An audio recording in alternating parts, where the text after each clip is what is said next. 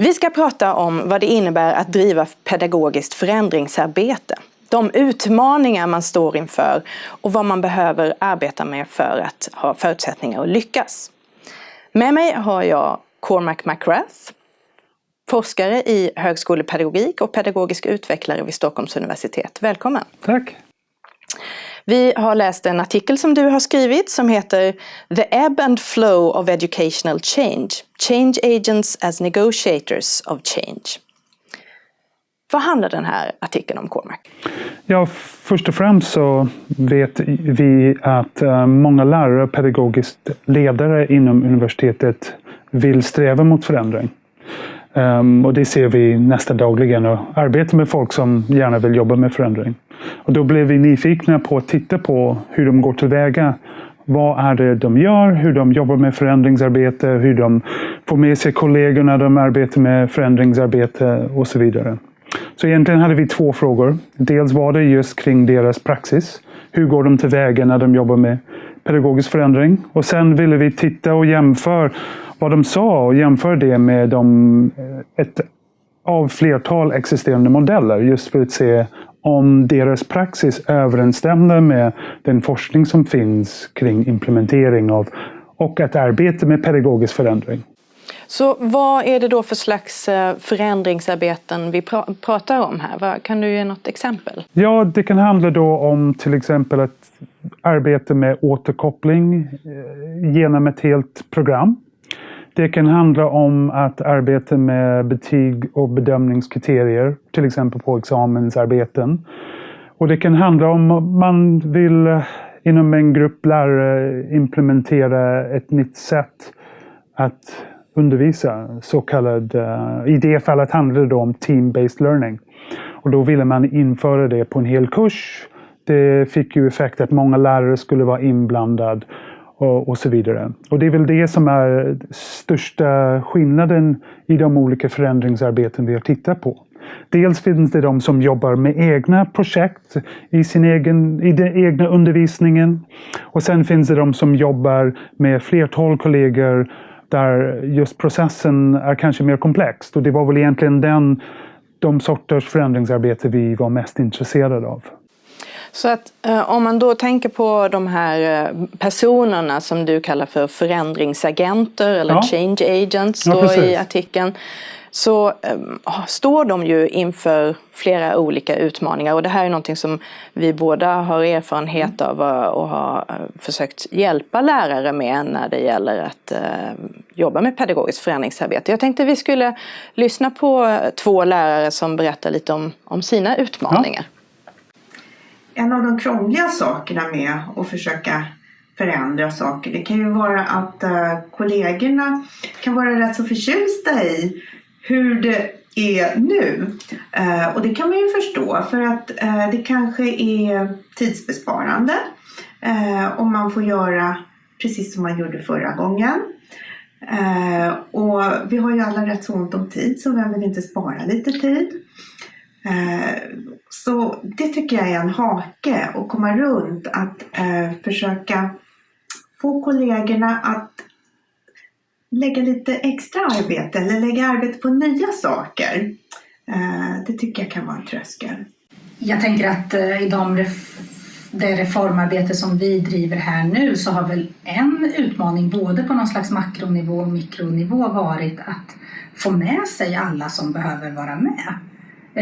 Det är både kursansvariga men faktiskt också de som verkligen gör undervisningen. Alla måste ju dra åt samma håll, alla måste ha samma förståelse för varför vi gör reformen och vad reformen ska leda till. Ja, så att de tar ju upp här två olika problem kan man säga, och Sofia då, hon lyfter det här med att folk vill gärna fortsätta som tidigare och tidsaspekten som kanske är en kortsiktig syn, att just nu så vill jag inte lägga extra tid på att förändra. Medan Pernilla, hon har mer fokus på det här med att alla ska dra åt samma håll och att få ett gemensamt mål. Hur stämmer det överens med de olika aspekter som du hittade i din studie? Ja, det stämmer väl överens på ett sätt. just det här med tid är viktigt och det är någonting som folk återkommer till.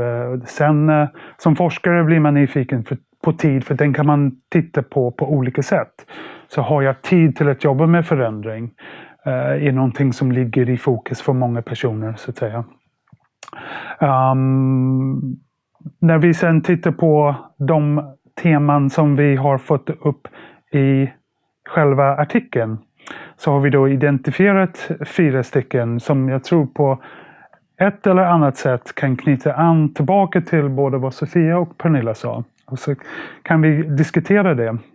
Dels har vi identifierat att de som arbetar som förändringsagenter, att de måste engagera sig väldigt mycket i en förhandling mellan olika kollegor. Och där kan man då tänka sig att dels är det tiden jag själv måste lägga för att få saker gjort.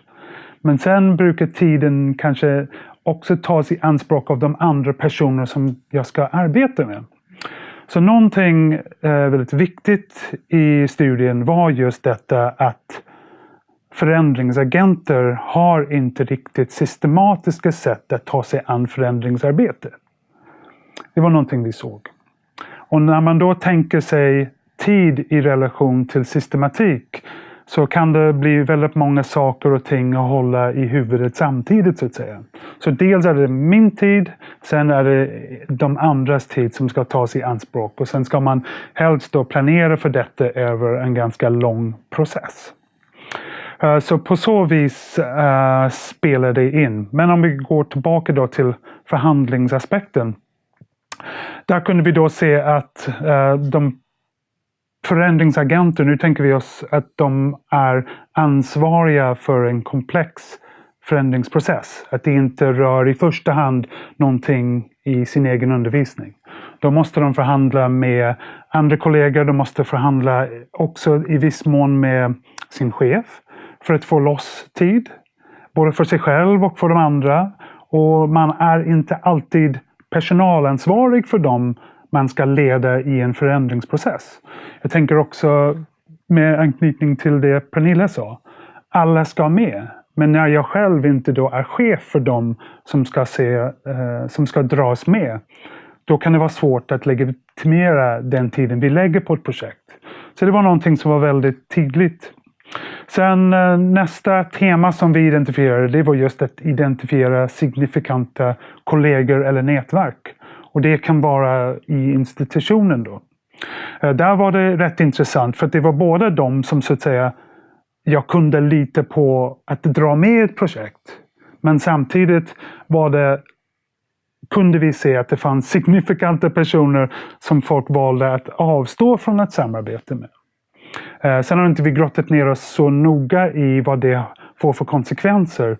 Just att vissa personer hamnar utanför förändringsarbete, så att säga. Men det empiriska data talar om för oss att när man arbetade utan systematik, så vände man sig i första hand till dem man visste att man kunde få med.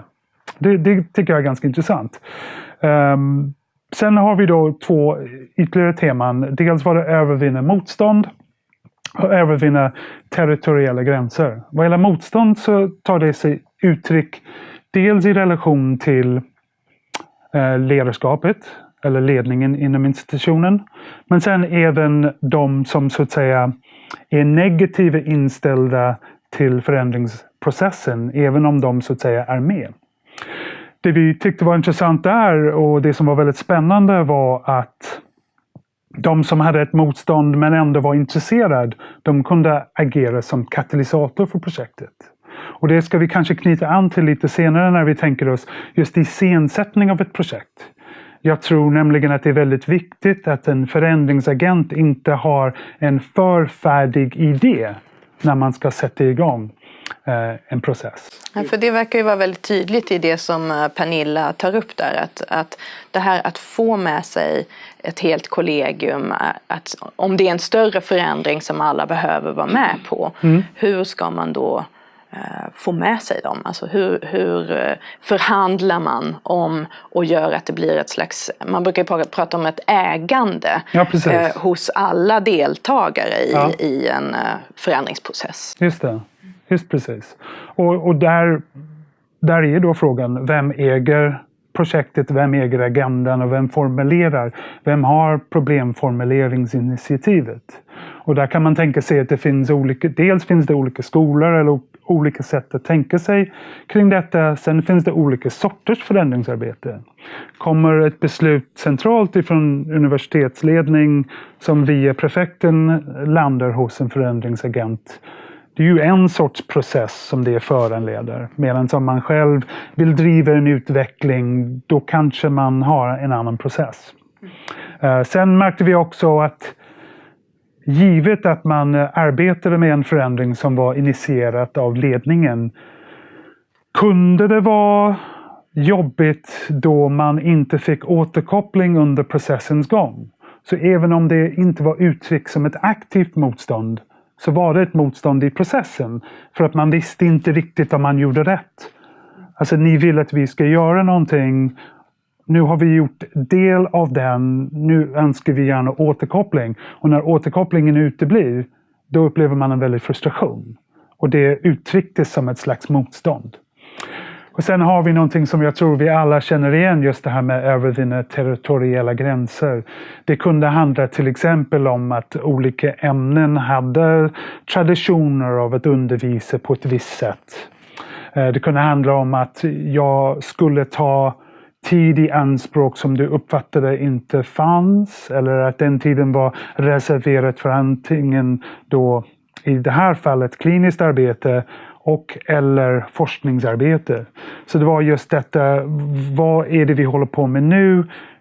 Inkräktar du på min forskningstid eller inkräktar det här nya idén på vårt ämne, på det traditionella sättet vi har att undervisa? Så det var någonting som stack ut så att säga. Ja, alltså det här med kultur är ju någonting som jag upplever att många tar upp som en specifik utmaning. Man känner att saker och ting sitter i väggarna, man känner att det är inte så himla lätt att se saker från ett nytt perspektiv, att gå, om man ska säga, utanför boxen eller lådan och våga sig på att göra nytt, och den rädsla som det kan ju innebära att ta steg utanför det vanliga. Och där det kanske också finns en obalans mellan nya kollegor som kommer in med nya perspektiv, om de är yngre eller kommer från andra lärosäten, och de som har varit väldigt länge vid en institution och kanske har man av bekvämlighetsskäl tror jag man ofta stagnerar lite grann i vad man tycker hur saker ska göras och så vidare. Men jag tänkte att vi skulle gå tillbaka till Sofia och Pernilla och höra hur de ser att man kan arbeta med de här utmaningarna. Vi har fört mycket samtal. Vi har haft olika typer av workshops, vi har haft utbildningsdagar där det här har varit temat, och att kanske skulle inte alla hålla med mig, men jag tycker att det ändå har varit så att vi har haft en ram, nämligen ett rambeslut för den här reformen. Men sen har innehållet i rambeslutet faktiskt varit ganska flytande, så att det har liksom förfinats i diskussion. Och jag tror att den där diskussionen har varit viktig i sig, och att då den måste ta tid och den måste involvera alla. En sak som jag tycker är viktig, det är ju att så att säga prova med den här nyfikenheten, men att också ta den tiden, alltså låta den tiden finnas på institutionen, att ta ett steg tillbaka och utvärdera och se hur blev det egentligen, måste vi göra om, vi ville så väl men blev det så bra, och sen om det inte blev det här som alla trodde skulle bli jättefint, ta ett steg tillbaka och fundera, men hur gör vi nu då? Ja, de är ju faktiskt båda lite inne på det som du tar upp, det här med att skapa ett utrymme för den här förhandlingen. Att skapa en möjlighet att allt inte är färdigt och fixt när det gäller idén och vart man ska från början. Men också den viktiga sak som Sofia tar upp här på slutet, att man faktiskt också utvärderar. Att vi kan inte bara anta att saker och ting blir bra bara för att vi har inlett ett förändringsarbete. vi måste också vara öppna för att se att det kanske inte nådde dit vi ville, i varje fall första gången. Och vad behöver man i så fall göra för förändringar? Så att du har ju sen i din andra del i artikeln går ju tydligare in då på den här Meijer och Stensakers rekommendationer för hur man kan arbeta med förändringsarbete. Jag tar upp dem här. Som handlar om iscensättande, deltagande, takt och ordning och att skapa rutiner och rekrytera. Vill du berätta lite om vad hittade du där? Ja, precis. Nej, men som sagt, tanken med studien var att dels ta reda på hur folk gör och sen jämföra det med vedertagna modeller för hur man kan arbeta med implementering. Och precis som det står här så identifierar de ett antal olika komponenter så att säga. Att man ska iscensätta ett projekt, gärna då tillsammans med andra så att det råder någon slags antingen förståelse eller konsensus kring vad det är man ska göra. Och den kan man gärna förhandla om innan man så att säga sätter den på pränt. Det gäller faktiskt inte minst de förändringar också som kommer ovanifrån. För att det är inte sällan att det kommer tillbud om förändringar inom en institution där resultatet blir inget mer än en bokhylla-produkt. Och det torde inte vara bra att man vill åstadkomma en förändring men man åstadkommer inget mer än en pappersprodukt som läggs undan. Så om man bara blickar framåt lite grann så kan man tänka sig att det vore spännande att fundera kring att man kontextualiserar varje beslut som kommer ovanifrån. Vad innebär detta för er institution? Hur ska ni leva upp mot detta? Hur ska ni så att säga svara upp mot det här kravet? Där förändringen i sig inte är bestämt i alla avseenden. Så det är en sak. Sen deltagande, återigen, det kan tyckas vara självklart. Alla ska delta så att säga. Och det går tillbaka till de här förändringsagenter då. Att de valde att alliera sig med folk de visste att de kunde få med. Och det får ju naturligtvis konsekvenser. Och vilka de är, det reder vi inte ut i artikeln. Men det kan man naturligtvis fundera kring. Sen tyckte vi märka att, och det här återspeglar då att de här förändringsagenter som vi har kallat dem för, de saknar egentligen ett systematiskt sätt att arbeta med förändring. Så de är vana vid att men nu ska det göras någonting. Och de jobbar väldigt mycket här och nu. De tänker kanske inte alltid att det finns, om 6 månader ska vi vara här. Och sen om 9 månader ska vi vara där. Och om 12 månader ska vi vara eventuellt vid ett slags slutpunkt. Och det är nära kopplat till det här med att skapa rutiner och rekrytera. För att Sofia var inne på det. Att man ska göra någonting, man ska pröva, man ska fundera, utvärdera och dela med andra. Och där tror jag att det finns en nyckel faktiskt, om jag får breda ut mig lite grann.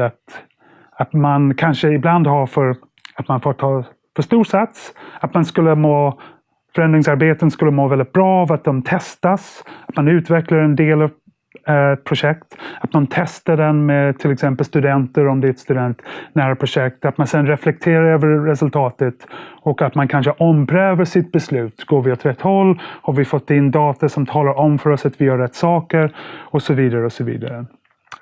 Våra förändringsagenter som vi tittade på, de saknade i mångt och mycket de här rutinerna. De skapade dem inte heller. Och så just det här med rekrytering, det handlar om vem plockar jag in för att hjälpa mig med projektet. Och det handlar många gånger om pengar. I alla fall det var det de gav uttryck för. Att vi har inte råd att plocka in en expert. Och frågan blir då, men vad kostar det att inte ta in någon som kan det ni håller på med? Och det går tillbaka till mitt arbete som pedagogisk utvecklare. Att man vill gärna vara inne och stötta processer medan de pågår. Just för att kalibrera, utvärdera under tidens gång. Så att man kanske får ett mer välgrundad slutprodukt till exempel. Mm.